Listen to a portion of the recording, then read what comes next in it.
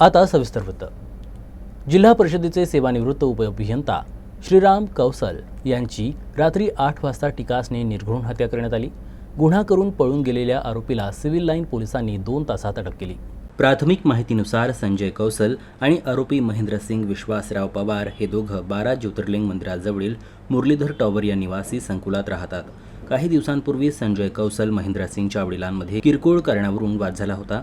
त्याचा राग मनात धरून असलेल्या महेंद्रसिंगने सोमवारी मद्यप्राशन केलं. त्यानंतर दारूच्या नशेत त्यानं संजय कौसल यांच्यावर प्राणघातक हल्ला केला, अशी माहिती पोलिसांनी दिली.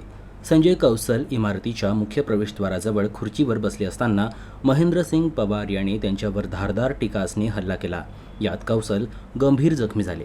नंतर आरोपीच्या कुटुंबियांनी त्यांना तातडीनं जिल्हा रुग्णालयात उपचारासाठी दाखल केलं, मात्र डॉक्टरांनी त्यांना मृत घोषित केलं. आरोपी फरार झाल्याची माहिती मिळताच सिव्हिल लाईन्स पोलिसांनी घटनास्थळ गाठून पंचनामा केला.